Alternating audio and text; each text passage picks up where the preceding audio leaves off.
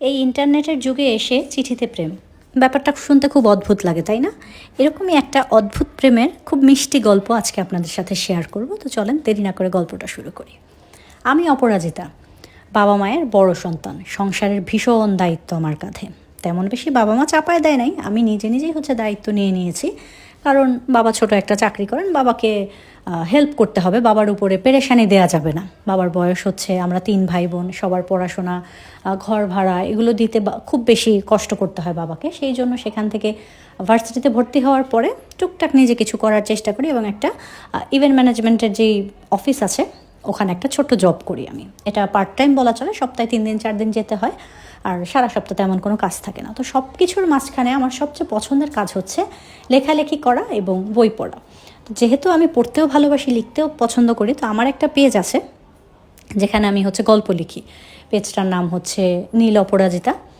আর আমি অনেক পেজের গল্প পড়ি, যারা পোস্ট করে গল্প, ভালো ভালো লেখকদের, তাদের গল্প আমি পড়ি। তো থাকে না যে ভাইরাল গল্পগুলো, যেগুলো সবাই নিয়ে, এরকম আমার অনেক পড়া হয়। এভাবে বই কিনেও অনেক পড়ি। তো এরকমই আমি বৃহস্পতিবার রাতে একটা গল্প পোস্ট করি এবং শুক্রবারে সকাল থেকে মোটামুটি ব্যস্ত থাকার কারণে কমেন্টগুলো দেখতে পারিনি, বা কী রিয়াকশান আসলো, অডিয়েন্স কীভাবে নিল, সেই ব্যাপারটা আমি দেখতে পারিনি। তো সকালের সব কাজটা সেরে একদম দুপুর 3টায় গিয়ে আমি ফ্রি হই এবং আমি আমার রুমে যাই দেখার জন্য, যে আগে দেখি যে গল্পটা পোস্ট করলাম সেখানে অডিয়েন্স কী লিখছে। তো কমেন্ট পড়তে পড়তে দেখলাম একটা কমেন্ট বেশ লম্বা, একদম একটা রচনা লিখে রাখছে। তার কাছে বিষয়গুলো খুব ভালো লাগছে এবং সেখানে সে আমি কিছু একটা লেখালেখিতে এরকম নদী, সমুদ্র, এরকম প্রকৃতি নিয়ে কিছু লেখা ছিল, সেখানটাতে সে তার মন্তব্যটা খুব সুন্দর করে দিছে। ইভেন সে কমেন্টটাও এত সুন্দর করে লিখছে, একেবারে মনে হচ্ছিল যেন ছন্দের তালে তালে লেখা পুরো কমেন্টটা, মানে পড়তেই ভালো লাগতেছিল। তো আমি পড়তে পড়তে সেখান থেকে রিপ্লাই করলাম।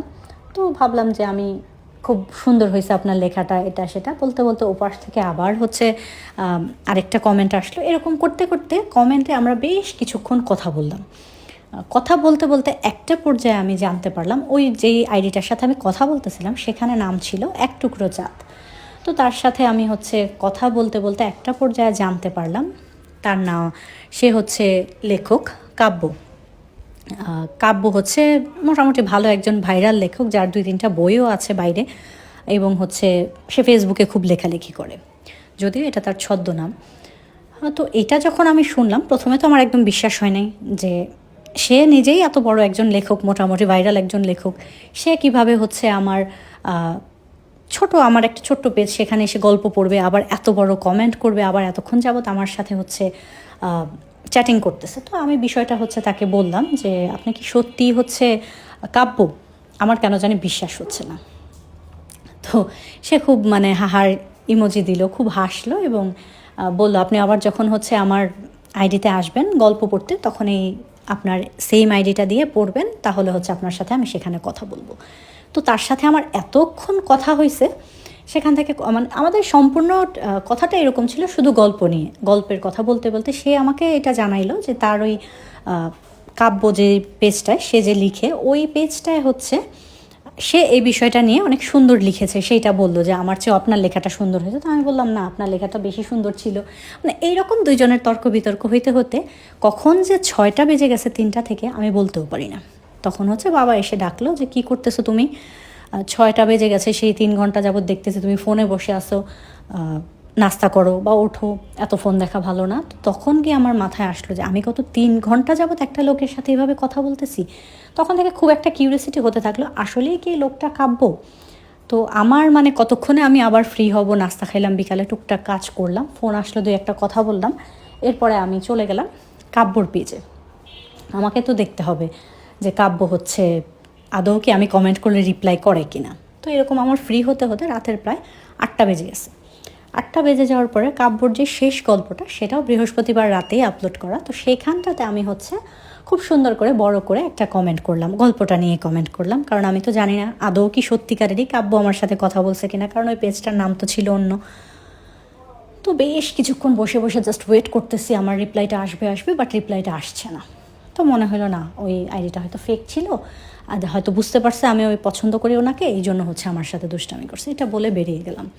আবার রাতের খাওয়া দাওয়ার পরে রাত্রে শুইতে যেতে যেতে প্রায় 11টা, সাড়ে 11টা বাজে গিয়ে আবার কেন জানি মনটা টানতেছিল, আচ্ছা দেখি তো কমেন্টার কি রিপ্লাই আসলো কি না। তো যখন আমি কমেন্টার রিপ্লাই দেখতে গেলাম তখন দেখলাম যে হ্যাঁ, সে ওখানে লিখছে যে এবার বিশ্বাস হলো যে আমিই ছিলাম, আপনি তো ভাবছেন হয়তো ফেক আইডি দিয়ে আপনাকে ডিস্টার্ব করতেছে, আমি বলছি আপনার লেখাটা আসলেই বেশ ভালো ছিল।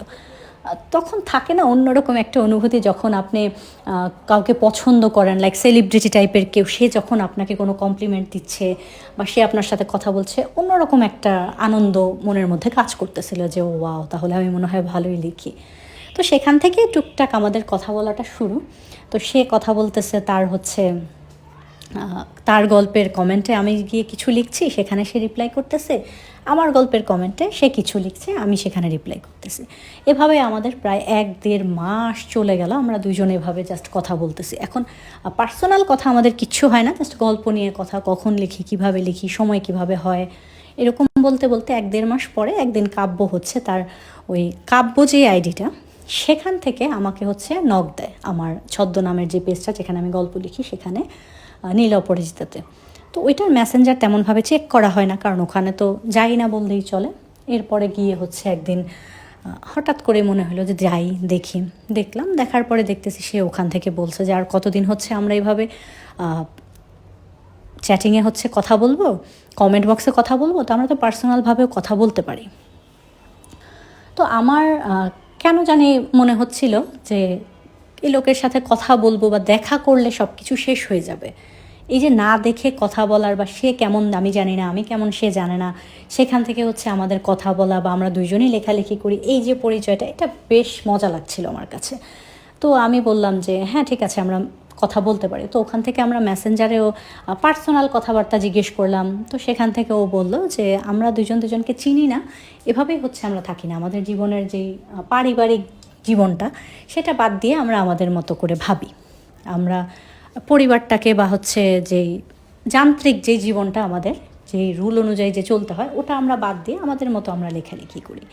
তো সেখান থেকে আমাদের কথা হয়, আমাদের পছন্দ না পছন্দ নিয়ে, এগুলো নিয়ে বেশ কথাবার্তা হয়, নানান ধরনের কথা। এরকম করতে করতে হঠাৎ একদিন কাব্য হচ্ছে আমার কাছে আমার বাসার ঠিকানা চাইলো। তো আমার কাছে বেশ অবাক লাগলো যে বাসার ঠিকানা দিয়ে কী হবে। তো বলতেছে যে এরকম এরকম, মানে পোস্ট অফিস এগুলোর সব কিছু ঠিকানা চাইলো। সে বললো তোমাকে একটা চিঠি লিখি। আমার না খুব শখ, জানো, যে আগে যারা প্রেম করতো চিঠি লিখে, তাদের প্রেমগুলো বেশ সুন্দর ছিল। আমাদের এই যুগে তো চিঠি লেখা বলতে কিছু নেই, তো আমার তো কেউ নেই চিঠি লেখার, তো তুমি হচ্ছে তোমার ঠিকানাটা দাও, তোমার ঠিকানা একটা চিঠি পাঠাই। তো তার সাথে এইভাবে মেসেঞ্জারে টুকটাক চ্যাটিং করতে করতে কোথাও একটা ওই কথার মধ্যে একটা মায়া, অন্যরকম একটা অনুভূতি যোগ হয়ে গেছে ততদিনে। তার পক্ষ থেকে সেটা একটু বেশি ছিল, আমার পক্ষ থেকে ছিল, বাট আমি বাস্তবমুখী ছিলাম যে ঠিক আছে, এটা জাস্ট একটা স্বপ্নের মতো মজা করতেছি, যখন তার সাথে দেখা হবে সব কিছু শেষ, বা দেখাটা আমাদের কোনো দিন হবেই না। এটা ছিল আমার সবচেয়ে বড় মানে আস্থার একটা জায়গা, যে আমাদের কোনো দিনও দেখা হবে না, আমরা জাস্ট হচ্ছে এভাবে কথা বলবো, বা সে আমাকে কখনো মানে কলেও আমরা কোনো দিন কাউকে কেউ দেখবো না, এটা আমি তাকে এভাবে বলা। তো তার মনে হলো সে আমাকে চিঠি লিখবে। তো কিভাবে যেন আমি তাকে ঠিকানাটা দিয়ে দিলাম, এবং সত্যি সত্যি ঠিক 10-12 দিন পরে একটা চিঠি আসলো আমাদের বাড়িতে। তো আমার চিঠিটা প্রথমে তো যেই দারোয়ান চাচার কাছে দিয়ে গেছে, চাচা হচ্ছে আমার বাবাকে চিঠিটা ধরাই দিছে। এখন বাবা ঘরে এসে চিঠিটা পড়বে, তো আমি যে তার চিঠির অপেক্ষা করতেছিলাম ব্যাপারটা এরকম একদমই না, কারণ আমি ভাবছি এই যুগে কে চিঠি লিখে, সে তো চিঠি আর লিখবে না। তখন বাবা চিঠিটা নিয়ে এসে মাকে বলতেছে খুব বড় গলায়, সন্ধ্যাবেলা আসার সময় বাবাকে দিছে, বাবা বলতেছে যে এই সময় আবার কে চিঠি পাঠাইলো, কারো তো চিঠি পাঠানোর কথা না। তো আমি এটা আমার কানে জাস্ট গেছে পরে আমি দৌড়ে ড্রয়িং রুমে চলে আসছি, বলছি বাবা এটা আমার চিঠি। বাবা বলতেছে কিসের চিঠি? বলো আমার একটা ফ্রেন্ড হয়েছে অনেক দূরের, তো বলছে যে আমরা হচ্ছে কলমের বন্ধু হব, আমরা চিঠিতে হচ্ছে কথা বলবো। তো বাবা বেশ হাসলো, এবং বাবার কাছে বিষয়টা বেশ ভালো লাগলো। বাবা বললো এই যুগেও এমন মানসিকতার মেয়ে আছে। বাবা ভাবছে তো বন্ধুটা মেয়েই অবশ্যই, যে হচ্ছে চিঠি লিখে কথা বলে বন্ধুর সাথে। আমি বললাম হ্যাঁ, ইন্টারনেটে পরিচয় হয়েছে, এখন হচ্ছে আমরা চিঠিতে কথা বলবো দুজন। তো বাবা আমাকে চিঠিটা দিয়ে দিলেন, কারণ আমার নেচারটা এরকম ছিল, আমি কখনোই প্রেম ভালোবাসা বিয়ের সাথে এগুলো নিয়ে ভাবিই না। তো বাবার ধারণা ছিল আমার মেয়েগুলো কখনো কিছু করবে না, আর আমিও প্র্যাকটিক্যালি ছিলাম যে এগুলো কিছু করতেছিলাম না। বাট এই বিষয়টা বেশ ভালো লাগতেছিল, একজন অচেনা মানুষের সাথে এভাবে কথা বলা, তার পছন্দ না পছন্দ জানা। তো চিঠিটা যখন আসলো আমি চিঠিটা খুললাম, খোলার পরে চিঠিটা যেটা প্রথম লেখা দেখলাম, প্রিয় অপরাজিতা। এই একটা কথা বেশ ভাল লাগলো। কেউ আমাকে প্রিয় লিখলো, প্রিয় অপরাজিতা তুমি দেখতে কেমন সেটাও আমি জানি না, তোমাকে আমি কখনো দেখিও নাই। এখন এটাতেও মাঝে মাঝে কনফিউশন হয়ে যায়, বা আমি ভাবি যে আদৌ কি তুমি একটা মেয়ে নাকি আমি কোনো ছেলের সাথে কথা বলতেছি। তো আমার পক্ষ থেকে আমার ফিলিংসটা তোমার সাথে শেয়ার করি। আমার মনে হচ্ছে আমার সবচেয়ে কাছের বন্ধু এবং আমার ভালো লাগার জায়গাটা মানে তোমাকে ঘিরে তৈরি হয়ে গেছে। এখন তুমি কি ভাবো? আরও অনেক কিছু লেখা, খুব সুন্দর করে 2 পাতার একটা চিঠি সেখানে ছিল। এখন আমি তাকে চিঠি পাঠাবো, আমি তো কখনো চিঠিই লিখিনি। ঠিক আছে, লিখতে তো অবশ্যই জানতাম, আর লেখালেখি যেহেতু করতাম, লেখার যে বিষয়টা তো ভেতরে ছিলই। তো আমি চিঠির উত্তরটা তাকে মেসেঞ্জার দিতে পারতাম বা কোনো কিছু বলতে পারতাম। কিছুই না বলে আমি ভাবলাম আমিও তাকে চিঠি লিখবো, বাট আমি তাকে বলবো না, তাকে সারপ্রাইজ দেবো যে তার জন্য আমি চিঠি পাঠাইছি।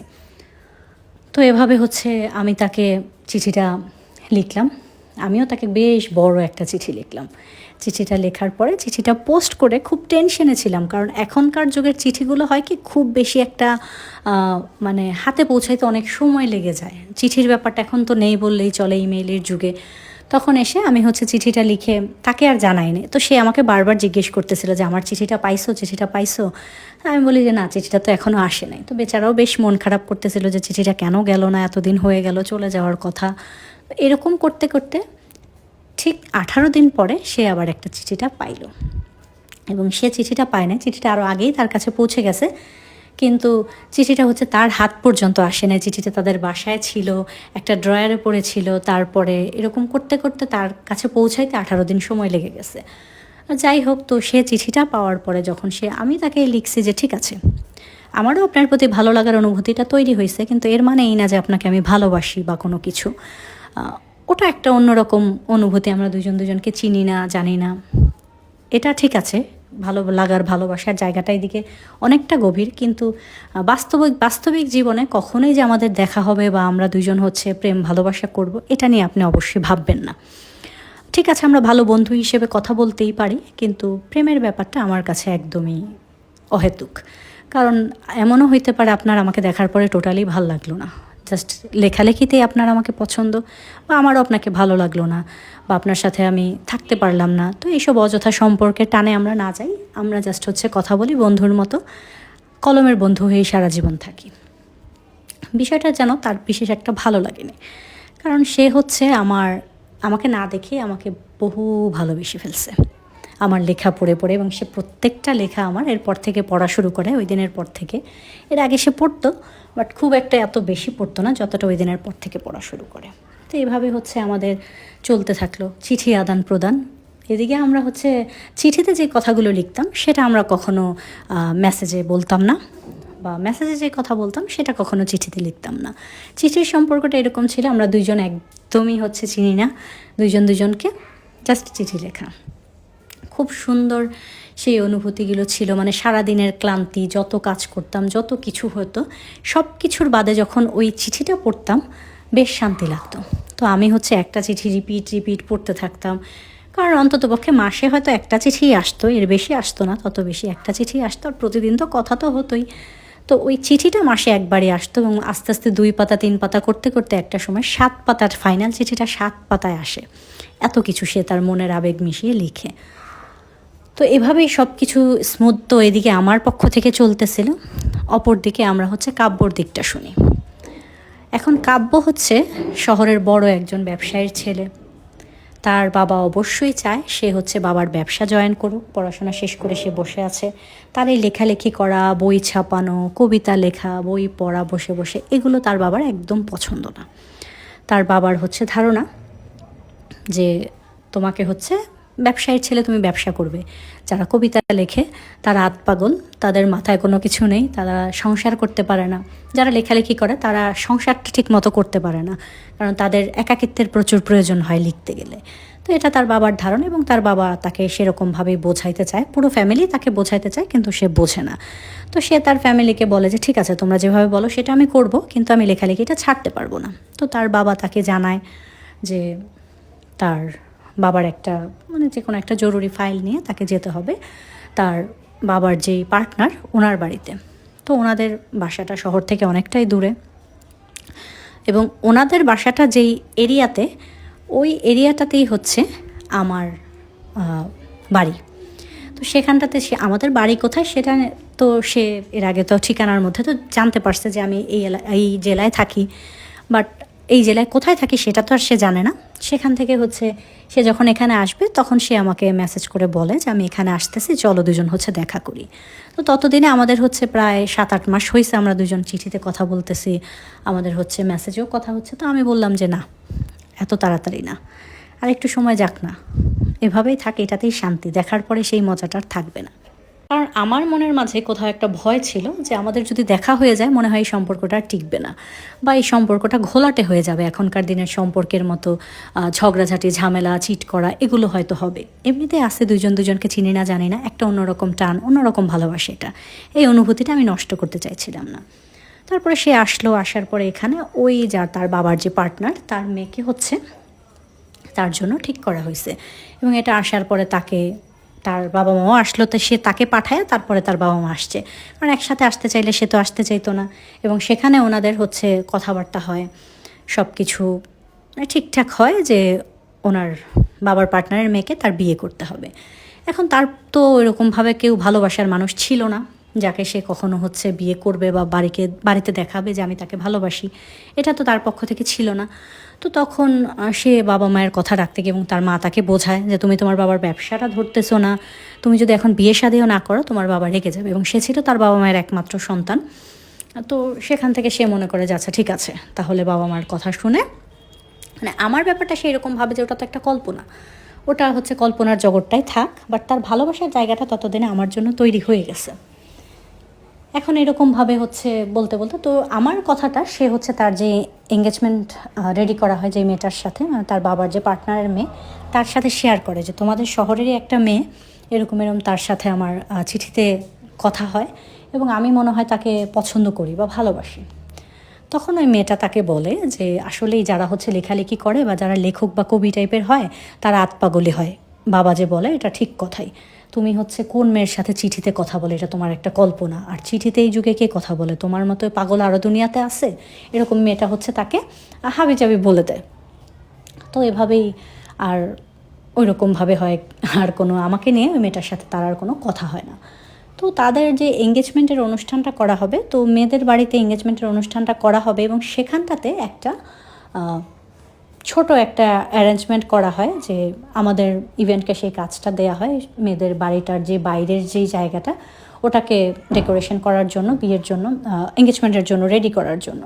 এবং আমি যেহেতু সেখানে চাকরি করি, ওইখানে যাওয়ার পরে আমার সাথে কাব্যর প্রথম দেখা হয়, এবং আমরা দুজন তো দুজনকে অবশ্যই চিনি না, দুইজন হচ্ছে আমি আমার মতো কাজ করে চলে আসি, এবং জানি যে শহরের এত বড় ব্যবসায়ীর ছেলের সাথে হচ্ছে বিয়ে ঠিক হয়েছে অমুকের মেয়ের সাথে, এটা জানলাম, আমরা দেখলাম, কাজ করলাম, আমাদের সামনেই তাদের এঙ্গেজমেন্টটা হয়ে গেল। তো আমাদের যে কাজগুলো ছিল এটা হচ্ছে বেশ পছন্দ হয়েছে, যেই ইভেন্টের যেই কাজগুলো করছে, যেই আমাদের যে কাব্যর সত্যিকারের নাম হচ্ছে অরণ্য। তো অরণ্যর ফ্যামিলির খুব পছন্দ হয়েছে, বিশেষ করে ওর মায়ের আমার প্রত্যেকটা কাজ খুব ভালো লাগছে। ইভেন আমাদের পুরো গ্রুপেরই খুব সুন্দর করে আমরা গুছায় যে কাজগুলো করছি, প্রত্যেকটা ডেকোরেশন তার খুব পছন্দ হয়েছে, এবং সে বলতেছে যে হচ্ছে আমাদের বাড়ির যেই ডেকোরেশনের কাজটা সেটাও হচ্ছে তোমরাই করবা, অরণ্যর বিয়ের যেই কাজটা এটা তোমরা করবা, এরকম অনেক কথা হয় তার সাথে বলে। এবং অরণ্যকে তখন আমি সামনে থেকে দেখলাম, আর যদিও আমি জানি না এটাই কাব্য। তো শেষ হয়ে গেল, তাদের এঙ্গেজমেন্ট হয়ে গেল, তারা তাদের বাড়িতে চলে গেল, আমরা আমাদের মতো। তো অরণ্য হয়েছে ওদিন রাতেই আমাকে এঙ্গেজমেন্টের পরে আমাকে হচ্ছে বলল মেসেজে যে আজকে আমার এঙ্গেজমেন্ট হয়ে গেল, তোমাদের শহরে এঙ্গেজমেন্টটা করলাম। তখনও আমার মাথায় এটা আসে না যে আমাদের শহরে এঙ্গেজমেন্টটা করলো, তাহলে তো হচ্ছে আমি তো আজকে একটা অনুষ্ঠানে গেলাম, আসলে কি সেই হবে? তো এটা আমার মাথায় তখন আসে না। আমি বললাম হ্যাঁ ঠিক আছে, ভালো বললো। সে আমাকে ইনভাইট করছে যদিও, আমি বলছি যে না আমি আসবো না। তো এভাবে চলে গেল আরও 4টা মাস, 1 বছর আমাদের লেখালেখি, চিঠি, সব কিছু আমাদের মতো চলতেছে। এদিকে ওইদিকে তার অন্য কারোর সাথে বিয়ে ঠিক হয়ে গেছে। এদিকে আমার জীবনে তেমন কেউ আছে বললে ভুল হবে, তেমন কেউ নাই, তবে বাবা মা বিয়ের কথা অনেকবারই বলছে, বাট আমি বলছি যে না, আমি আগে পড়াশোনাটা শেষ করব, আমি চাই আমার একটা বই ছাপা হোক, আমি একটু ভালো লেখি, নিজেকে লেখালেখিকে একটু সময় দেই। এই জন্য হচ্ছে বিয়ে নিয়ে এখন আপাতত আমার কোনো চিন্তাভাবনা নেই বললেই চলে। তো এরকম করতে করতে 4 মাস পরে অরণ্যর সাথে হচ্ছে বিয়ে ঠিক করা হইল। ওই মেয়ের বিয়ের ডেট ফিক্স করা হলো এবং সত্যিকারের অরণ্যর মা হচ্ছে আমাদের ইভেন্টটাকে ডাকলো তাদের বাড়ি ডেকোরেশন করার জন্য, মানে আমাদের সাথে কথা বলবে সেই জন্য ডাকলো। তো সেই জন্য তো যখন হচ্ছে গেলাম তাদের বাড়িতে, তো যেহেতু আমরা এতখানি দূরত্ব থেকে যাব, আমাদের জন্য তাদের বাড়িতে খাওয়া দাওয়ার আয়োজন করা হলো সব কিছু, এবং আমাদের ঘুরে ঘুরে পুরো বাড়িটা হচ্ছে দেখাচ্ছিল। তো ওইখানে যখন আমরা গেলাম তখন হচ্ছে যে অরণ্য তার রুমে বসে কিছু একটা ফোনের মধ্যে করতেছিল। আমি আর তাকে বলি নাই যে আমি হচ্ছে এই শহরে আসতেছি, এটা আমি তাকে কেন জানি বলি নাই, বা ভুলে গেছি হয়তো বা। তো আমি আসলাম তার রুমে, যখন গেলাম পুরোটা বাড়ি আমাদেরকে ঘুরে ঘুরে দেখানো হচ্ছিল, এক একটা রুম এক একটাভাবে ডেকোরেশন হবে, বাসর ঘরটা কীভাবে সাজানো হবে সব কিছু আর কি বোঝাচ্ছিলেন আন্টি। তো বাসর ঘরটা যেহেতু অরণ্যর রুমে হবে, বা অরণ্যর যে ওয়াইফ সে কিছু চেঞ্জ চাচ্ছে তার রুমটাকে ডেকোরেশন করার জন্য, তো ওইগুলো হচ্ছে আমাদের সাথে সব কিছু শেয়ার করতেছিল, দেখাইতেছিল। তো আমরা হচ্ছে অরণ্য রুমে যাই, তো সবাই সবার রুমে হচ্ছে এক এক রুমে এক একজন দেখতেছিল ঘুরে ঘুরে। আমি ঘুরতে ঘুরতে অরণ্য রুমে ঢুকে পড়ি। ঢোকার পরে দেখি যে অরণ্য হচ্ছে বসে আছে। বসে থাকার পরে সে আমাকে জিজ্ঞেস করে যে আপনি কে? আমি বলে আমরা হচ্ছে ইভেন্টের কাজের জন্য আসছিলাম। তো বলতেছে আচ্ছা ঠিক আছে, ইভেন্টের কাজ করেন আর যাই করেন, দেখেন তো আমার বইগুলো এত অগোছানো, একটু গুছায় দিয়েন তো, আমার এই কাজটা করতে না জানেন একদম ভাল লাগে না। তো সে ভাবছে আমরা হয়তো ঘর দর ঠিকঠাক করব, সব কিছু আজকেই করব এরকম কিছু, বাট আমরা তো আজকে কথা বলতে গেছি। তো আমার কাছে বেশ অবাক লাগলো, কেমন ফালতু লোক, বাসায় আসছে একজন, আমি তো ওই দিন তো তাদের গেস্ট হিসেবেই গেছি, সেখান থেকে আমাকে টেবিল গুছাইতে বলে দিল। তো এটা বলে সে বের হয়ে চলে গেল। তা আমার টেবিলের দিকে তাকায় মনে হলো আল্লাহ, এরকম লোকও আছে, এইভাবে অগোছানোভাবে থাকে। আমি আবার বেশ পরিপাটি একজন মানুষ। তো সেখান থেকে আমি যখন সব কিছু হচ্ছে তার টেবিলটা হচ্ছে গুছায় দিচ্ছিলাম, দাঁড়ায় দাঁড়ায় যে বইগুলো গোছাচ্ছিলাম, আচ্ছা ঠিক আছে বলছে করে দিই তাতে কি। তো এর মাঝে বই গোছাতে গোছাতে হঠাৎ হচ্ছে, আমি মনে হয় 2 মিনিট হয় নাই, এর মাঝে একটা ডায়েরি আমার চোখে পড়লো নীল কালারের। তো ডায়েরির বিষয়টা এরকম দেখলেই না টানে যে একটু খুলে দেখি। তো আমি হচ্ছে জাস্ট হচ্ছে একবারে অনেকগুলো পাতা খুলে ফেলছি ধরে। তো ওইটার মাঝে ভাঁজের মাঝে দেখলাম আমি কিছু চিঠি। চিঠি দেখার পরে যেহেতু আমার লেখা চিঠি, আমি তো অবশ্যই চিনতে পারবো, এবং দেখার পরে আমি বুঝলাম যে এটা হচ্ছে, এখানে হচ্ছে যে এটাই হচ্ছে সেই কাব্য যার সাথে আমি ফোনে কথা বলি, এবং হচ্ছে যাকে আমি চিঠি লিখি, যেহেতু আমার চিঠিগুলো এখানে। আমার জাস্ট হাত পা কাঁপাকাঁপি শুরু হয়ে গেল।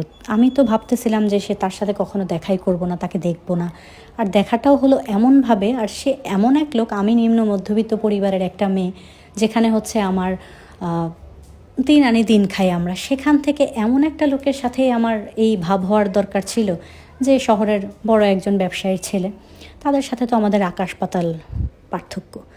তখনই আমার কাছে মনে হইল যে আমি হচ্ছে এই চিঠিগুলো আর ওনার কাছে থাকার দরকার নেই, যেহেতু ওনার বিয়ে হয়ে যাচ্ছে, এই বিষয়গুলো ওনার ম্যারিড লাইফে একটা ইফেক্ট ফেলবে। তো আমি চুপ করে সবগুলো চিঠি বের করলাম, ডায়েরির ভাঁজ থেকে বের করে আমার ব্যাগে করে নিয়ে তার টেবিলটা গুছায় বের হয়ে গেলাম। তো তার সাথে আর আমার দেখা হয় নাই। ওখান থেকে আমরা আমাদের শহরে চলে আসলাম, তাদের বিয়ের আরও 1 মাস বাকি আছে। তখন হচ্ছে সব কিছু ঠিকঠাক করে ওনারা বললে এভাবে এভাবে করতে হবে, আমরা এটা নিয়ে কাজ করতেছি। অপরদিকে বাসায় আসার পরে আমার খুব কষ্ট হচ্ছিল, কেন কষ্ট হচ্ছিল সেটা জানি না, খুব একটা কষ্ট হচ্ছিল যে তার বিয়ে হয়ে যাচ্ছে। ফোনে যখন শুনতেছিলাম যে তার হচ্ছে এঙ্গেজমেন্ট হচ্ছে বা তার বিয়েটা ঠিক করে, ততটা পেইন হয় নাই, বা চিঠিতে যখন দেখছি। এখন যখন শুনলাম তার হচ্ছে বিয়ে হয়ে যাচ্ছে, বা আমি হচ্ছে তার ইভেন্টের কাজগুলো আমি করতেছি, তার বিয়ের ডেকোরেশনের, সেটা আরও বেশি হচ্ছে আমার কষ্ট হচ্ছিল। তো আমি মনে মনে ঠিক করলাম যে আমি আমার যারা হচ্ছে ইভেন্টের যে ম্যানেজার, ওনাকে বলবো যে এই কাজটায় আমি থাকতে পারবো না, আমার প্রয়োজন আপনার টাকা কেটে রাখেন, কিন্তু আমি এখানে থাকবো না। তো এরকম ডিসিশন নিতে নিতে রাত্রের বেলা হঠাৎ করে আমার কাছে হচ্ছে মেসেজ আসলো। তো ওই আইডিটাতে তো নর্মালি আমার থাকা হয় না, যেহেতু এটা আমার ফেক আইডি ছিল। আমি গেলাম, ওখানে যাওয়ার পরে দেখতেছি সে লিখে রাখছে যে জানো আজকে তোমার লেখা চিঠিগুলো না হারায় গেছে। চিঠিগুলো সবসময় আমার ডায়েরির ভাঁজে থাকে, আমি প্রতিদিন পড়ি, কিন্তু আজকে হঠাৎ করে আমি চিঠিগুলো পাচ্ছি না। সারা ঘর তন্ন তন্ন করে খুঁজলাম, চিঠিগুলো আর পেলাম না। আজকে একটা মেয়ে আসছিল আমাদের বাসায় ইভেন্টের কাজ করার জন্য। মেয়েটাকে বলছে আমার আমার টেবিলটা গোছায় দিতে। এরপর থেকে আর চিঠিগুলো পাচ্ছি না। মেয়েটা কি ডাস্টবিনে ফেলে দিল? আমি ডাস্টবিনের সব কাগজ বের করে খুঁজছি, কিন্তু পাচ্ছি না। তো আমি বললাম যে ঠিক আছে, চিঠি তো পাইলে পাইলেন, না পাইলে নাই, তাতে কি। তো সে বলতেছে তোমার কাছে শুধু চিঠি, আমার কাছে শুধু চিঠি না, এটা আমার কাছে অনেক জরুরি কিছু, আমি না পেলে তুমি আমাকে চিঠি লেখো তাড়াতাড়ি, তোমার চিঠি না পড়লে আমার ঘুম হয় না। সে এটা কোন ধরনের কথা? আমার চিঠি না পড়লে আপনার ঘুম হয় না? আমি আর চিঠি লিখতে পারবো না, আমার চিঠি লিখতে ভালো লাগে না। সে যেহেতু অন্য কারো হয়ে যাচ্ছে, তার জন্য এখন তো সেই আবেগ দিয়ে আমি চিঠি লিখতেই পারবো না। আর তাকে দেখার পরে তো আরও বেশি খারাপ লাগা ভেতরে কাজ করতেছে। কিন্তু প্র্যাকটিক্যালি ভাবতে গেলে তার আর আমার মাঝে আকাশ পাতাল পার্থক্য, কোনোদিনও তার সাথে আমার মিলটা হবে না।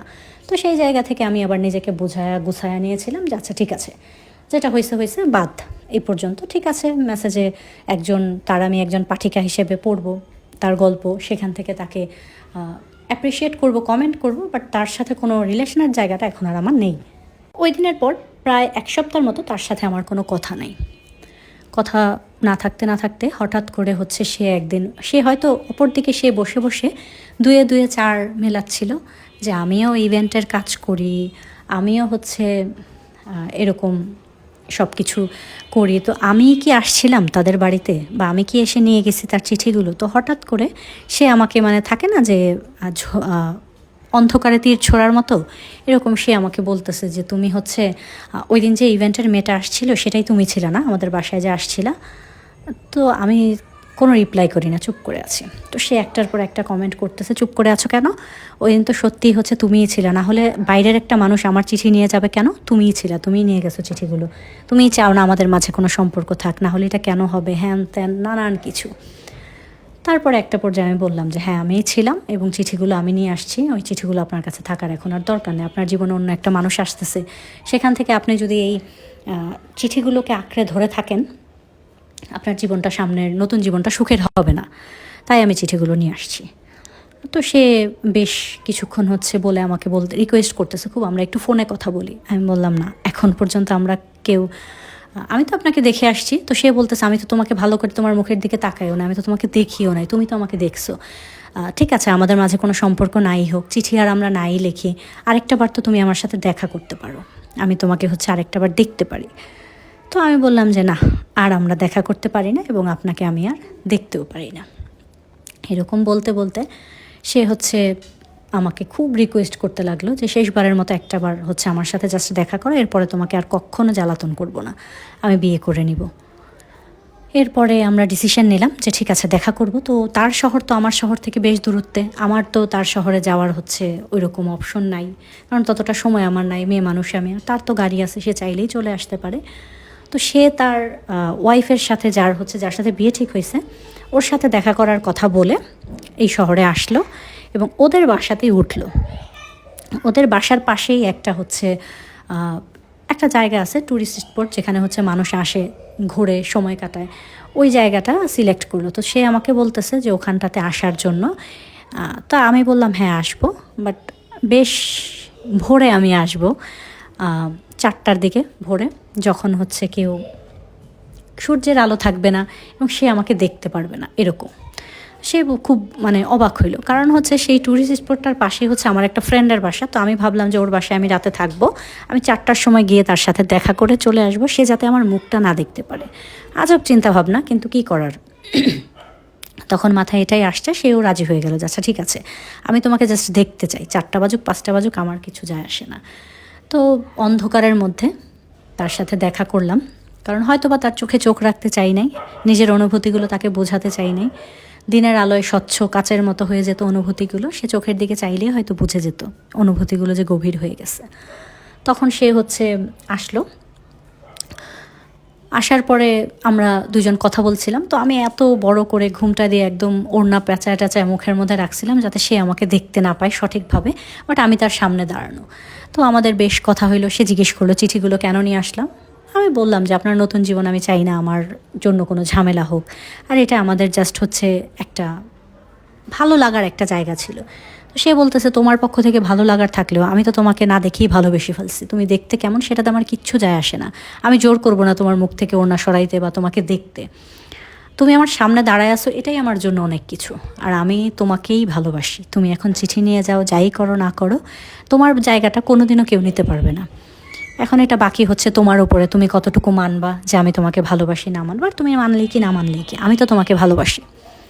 তো বেশ কিছুক্ষণ কথা হলো, আস্তে আস্তে দেখলাম যে ভোরের আলো ফুটতে শুরু হয়েছে। তখন আমি বললাম যে আপনি শেষবারের মতো দেখা করতে চাইছেন, এই জন্য আমি শেষবারের মতো হচ্ছে আপনার সাথে দেখা করলাম। এর মানে এই না যে আমাদের এখান থেকে কোনো সম্পর্ক হবে বা কোনো কিছু হবে।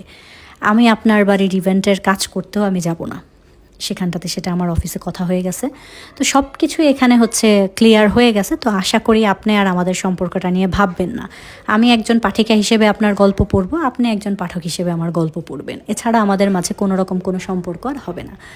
ওইখান থেকে তাকে আমি মোটামুটি রিজেক্ট করাই বলা চলে আসলাম। কারণ আমার কাছে ছিল বাস্তবতাটা খুবই ভিন্ন রকম। তার সাথে আমার কোনোদিনও কিছুই হবে না। উপর থেকে তার সাথে বিয়ে করা নিয়ে, প্রেম করা নিয়ে ঝামেলা করতে গেলে ফ্যামিলির নানান ইস্যু ক্রিয়েট হবে। তো আমি আমার মতো ভেবে ওখান থেকে চলে আসলাম। সূর্য মাত্র তখন ফুটতেছিল, আলো একটু একটু করে। সে আর আমার মুখটা দেখতে চাইলো না। এটা আমার কাছে বেশ অবাক লাগলো, যে আমি ভাবছি সে হয়তো জোরাজোরি করবে বা আমাকে দেখতে চাইবে, বাট সে আমাকে দেখতে চায় নাই। সে বলছে আমি তোমাকে না দেখে ভালোবাসছি, আমি তোমাকে না দেখেই ভালোবাসতে চাই, আমার হচ্ছে তোমাকে দেখতে হবে না। তো এরকম বলে ওখান থেকে আমিও চলে আসলাম, সেও চলে আসলো। এর হচ্ছে 18-19 দিন পর তার বিয়ের ডেট ছিল। তো আমি তার সাথে যোগাযোগ একেবারে বন্ধ করে দিলাম, কারণ আমি চাইছিলাম যে সে হচ্ছে তার লাইফে ভালো থাকুক। আমার লাইফটা ভিন্ন। এখানে সে কোনোদিনও হচ্ছে আমরা দুজন দুজনের সাথে পারবো না যেহেতু থাকতে একসাথে, তো সেহেতু আমাদের হচ্ছে আর এই সম্পর্কটা আগে বাড়ায় লাভ নেই।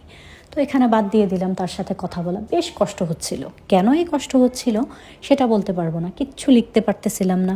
সারাক্ষণ হচ্ছে ফোন নিয়ে বসতাম, ল্যাপটপ নিয়ে বসতাম, বাট আসতো না কী লিখবো। বুক ফেটে একটা আর্তনাদ বের হইতো। খুবই খারাপ লাগা সারাক্ষণ কাজ করছিল। নিজের কষ্টগুলোকে চেপে রেখে নিজেকে বোঝাচ্ছিলাম যে তার বিয়ে হয়ে গেছে, সে এখন তার লাইফে ব্যস্ত, তার সাথে আমার কোনো সম্পর্ক হবে না বা আমরা কখনো এক হতে পারবো না। তো এরকম নিজেকে বোঝাইতে বোঝাইতে আমার হচ্ছে 1 মাস, প্রায় 1-1.5 মাস সময় চলে গেল। কারণ ততদিনে হচ্ছে আমি তো ওদের বিয়ের ডেটটা জানি, ওদের ইভেন্টের কোনো কাজের জন্য আমি যাই নাই অফিসে। আর এই বিষয়ে আমি কোনো কথাই বলিনি, মানে আমার জীবন থেকে এটা আমি একটা ডিলিট করে দিছি। প্রত্যেকটা জিনিস অফিসেও আমি জিজ্ঞেস করি নাই কোনো কিছু, যে তারা হচ্ছে গেছে কিনা বা বিয়ে হয়েছে বা কোনো কিছু হয়েছে না হয়েছে, কিচ্ছু না। জাস্ট আমি সাইলেন্ট ছিলাম। এরপরে 1-1.5 মাস পরে হঠাৎ একদিন আমার যে মেসেঞ্জারে ফোন আসছে, তো এসেই যাচ্ছে একটার পর একটা ফোন। তা আমি যখন সুইচ করলাম অ্যাকাউন্টটা, তখন দেখলাম এত এত ফোন হচ্ছে এসে ভরে আছে কাব্যর আইডি থেকে। তো আমি মন একদমই চাচ্ছিল না তাকে বলি যে আপনি কেন ফোন করতেছেন। এরপরে খুব কষ্ট করে বললাম আপনি কেন ফোন করতেছেন, লিখলাম। তখন সে বলল যে আমার তোমার সাথে কথা আছে, এই জন্য ফোন করতেছি। তো আমি বললাম আপনার সাথে আমি কোনো কথা বলতে চাই না। তখন সে হচ্ছে কেন বলতে চাও না, ঝগড়া করা শুরু করছে যে এখন কেন তুমি কথা বলতে চাইবে না, তুমি কেন কথা বলা শুরু করছিলা, ওই দিন কেন থেমে যাও না, ওই দিন কেন বোঝো না। আমার পক্ষ থেকে তো আমি ক্লিয়ার ছিলাম যে আমি কথা বলছি, আমি তোমাকে ভালোবাসি বা আমি তোমাকে পছন্দ করেই কথা বলতেছি। তুমি যদি ক্লিয়ার না থাকতা তাহলে তুমি কেন আমাকে জড়াইছো, মানে নানান কথাবার্তা বলে একদম আমাকে বকাবকি করা শুরু করছে। তো আমি তাকে বললাম বাদ দেন আপনি, আপনার সাথে আমি কথা বলতে চাই না। ফোনটা কেটে দিলাম, সরি হচ্ছে মেসেজ করা বন্ধ করে দিয়ে সুইচ করে অ্যাকাউন্ট চলে আসলাম, যে তুই যা খুশি তা কর, যা আর দেখবো না। বলতেছি যে রিলেশন রাখবো না বা কোনো হচ্ছে কথাবার্তা বলতে পারবো না, যে তুই তো আমাকে বিয়ে করতে পারবি না জীবনে, তোমার হচ্ছে এত বড় লোকের ছেলে, তোমার বাবা মা জীবনে তো আমাকে অ্যাকসেপ্ট করবে না, এরকম নানান কিছু।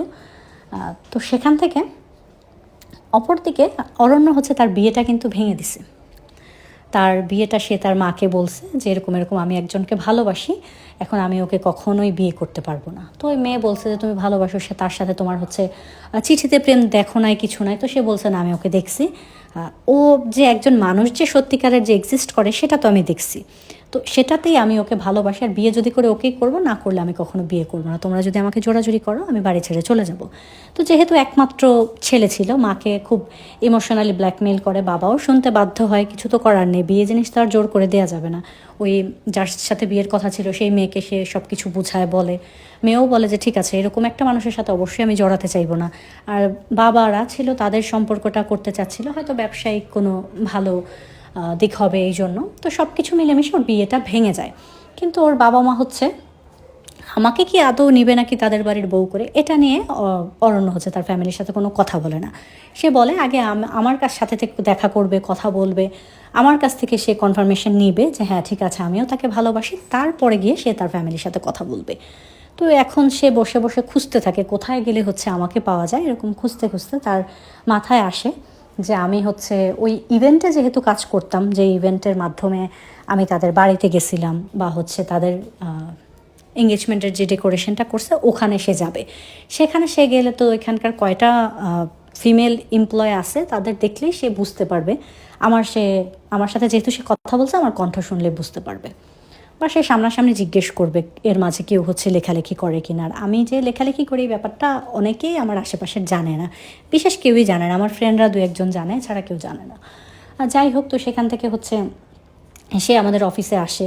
অফিসে আসার পরে অফিসে মেয়েই ছিলাম আমরা তিনজন, আর বাকি সব ছেলেরাই ছিল। তো তিনজনের মধ্যে ওই দিন আমি হচ্ছে অফিসে যাই নাই, কারণ আমার তো পার্ট টাইমের মতো ছিল চাকরিটা। আমি সপ্তাহে 2-3 দিন যাইতাম, বা 3-4 দিন বড় জোর। আর বাকি যেহেতু আমি পড়াশোনা করতাম, আমি ছিলাম না। বাকি দুইটা মেয়ের সাথে তার দেখা হয়, তাদের সাথে সে কথা বলে, বাট তার কখনো মনে হয় না যে আমি ছিলাম ওইটা, কারণ তার সাথে ওই আমার 1 ঘন্টার তো কথা হয়েছে সামনাসামনি, বা আমার কথার ধরনে সে বোঝে যে ওই মেয়েদের সাথে যখন কথা বলে যে আমি মনে হয় এই দুজনের মধ্যে একজন না। তো সে ওই অফিসে বসে থেকে তার যে আমাদের যে ম্যানেজার ওনাকে বলে যে আমাকে ডাকার জন্য। তো সে হচ্ছে অফিসে হয়তো বা টাকা পয়সা দিছে, যেভাবেই হোক আমার সাথে মিট করায় দিতে। তো অফিস থেকে হচ্ছে আমাকে ফোন করা হয় এবং জানানো হয় যে তোমাকে হচ্ছে ইমার্জেন্সি একটু অফিসে আসতে হবে, আজকে কাজ আছে, তুমি তাড়াতাড়ি আসো। তো আমি খুব রেডি টেডি হয়ে, এটা বিকেলের দিকে 5টা-6টার দিকে আমি চলে যাই। চলে যাওয়ার পরে দেখি যে অফিসে ম্যানেজার আছে আর একটা মেয়ে বসে আছে ওরা একটা রুমের মধ্যে, আর কেউ নেই। তো সেখানে আমাকে জিজ্ঞেস করা হয় ডেকে নিয়ে যে তুমি কি হচ্ছে ফেসবুকে লেখালেখি করো। তা আমি প্রথমে খুব থতমত খেয়ে যাই। আর আমার মাথায় না তখন এই ব্যাপারটা ছিলই না যে এখানে অরণ্য আসতে পারে বা কোনো কিছু। আমি ভাবছি সে তো সংসার করতেছে, বিয়ে করে সব ভুলে গেছে হয়তো। তো আমি বলি যে জি স্যার, একটু একটু করি। তো ঠিক আছে বলার পরেই একটা পর্দার আড়াল থেকে দেখলাম হচ্ছে অরণ্য বের হয়ে আসছে। এখন আমি তো ওকে সামনাসামনি দেখছি, আর আমার মাথায় একদম সেট হয়ে গেছে ওর ছবিটা, কারণ 2-3বারই ওকে আমার দেখা হয়েছে।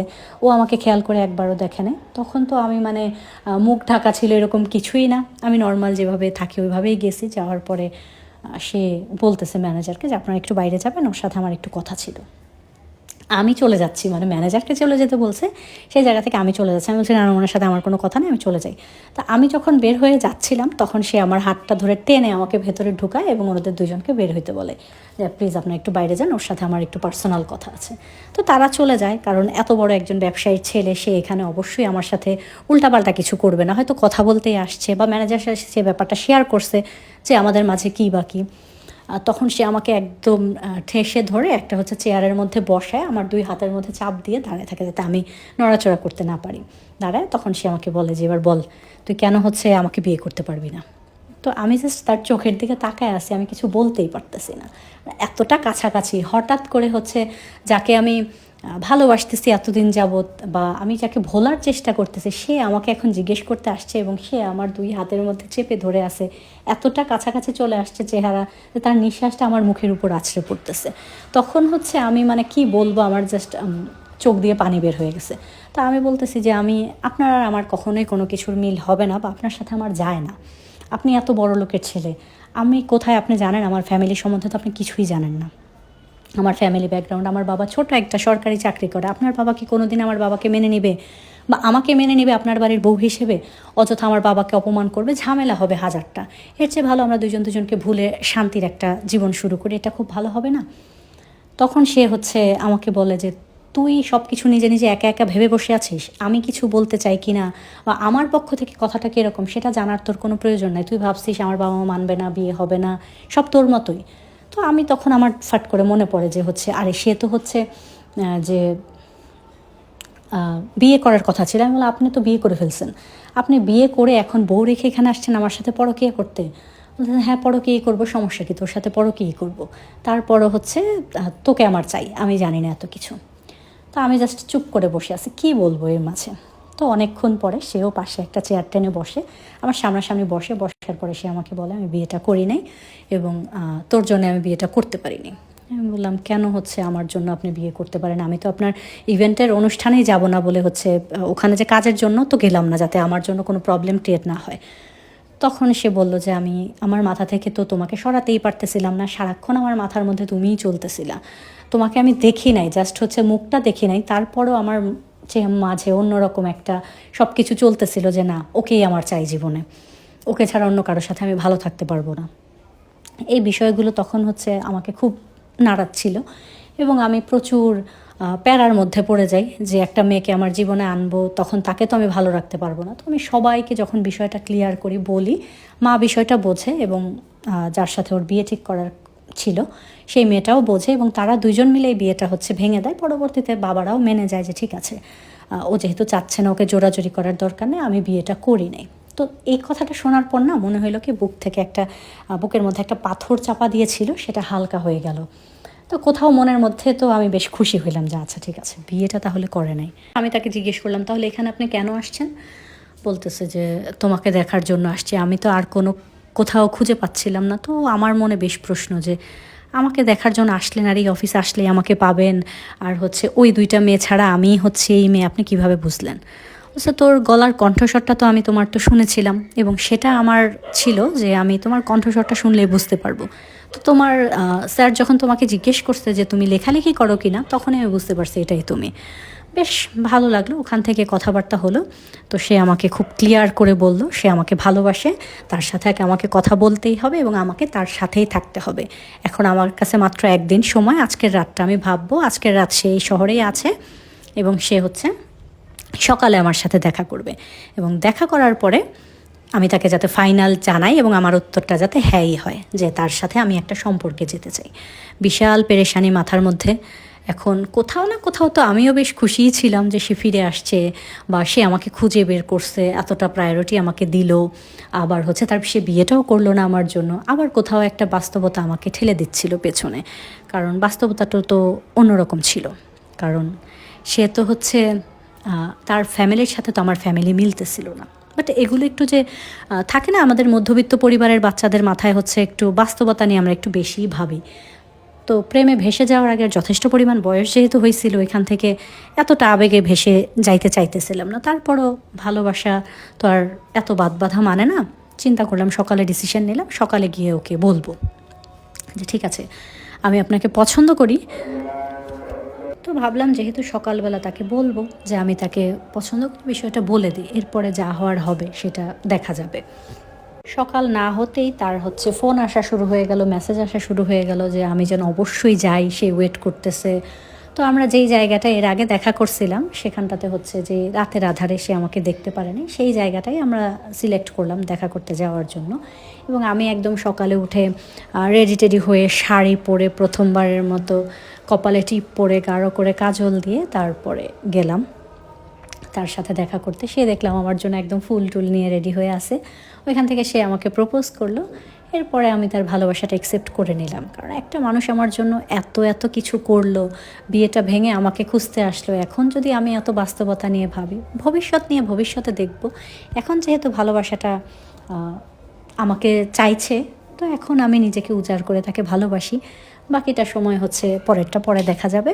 তো সেখান থেকেই আমাদের প্রেমটা শুরু হলো এবং চিঠির প্রেম থেকে এখন আমাদের প্রেমটা সেই ইন্টারনেটের আবার চলে আসলো। এখন আমরা ভিডিও কলে কথা বলি, ফোনে কথা বলি, প্রায়ই হচ্ছে আমরা দেখা করি। চিঠিটা লেখা হয় না, তবে প্রায়ই হচ্ছে আমরা দুজন বলি যে আমরা তো দুজনকে চিঠি লিখতে পারি। বাট এখন আর চিঠি লেখার ব্যাপারটা হয় না, কারণ যখন তার আমাকে মনে পড়ে সে চলে আসে আমার শহরে আমাকে দেখতে, আমার যাওয়া হয় না তার শহরে, এই কারণে চিঠিটা আর লেখা হয় না। তো এটাই ছিল আমার ভালোবাসার গল্পটা। কেমন লাগলো আপনাদের অবশ্যই জানাবেন। তো গল্পটা তো অবশ্যই ভালো লাগার মতো একটা গল্প, আমার তো ভীষণ ভালো লাগছে। তো তোমাদের কেমন লাগছে সেটা অবশ্যই জানাবা। লাইক কমেন্ট করতে একদম ভুলবা না, তোমরা যে এত কৃপণতা করো লাইক কমেন্ট করতে, আমি জাস্ট বুঝি না। তো আজকের জন্য এতটুকুই থাক, সবাই ভালো থেকো, সুস্থ থেকো, আল্লাহ হাফেজ, শুভরাত্রি।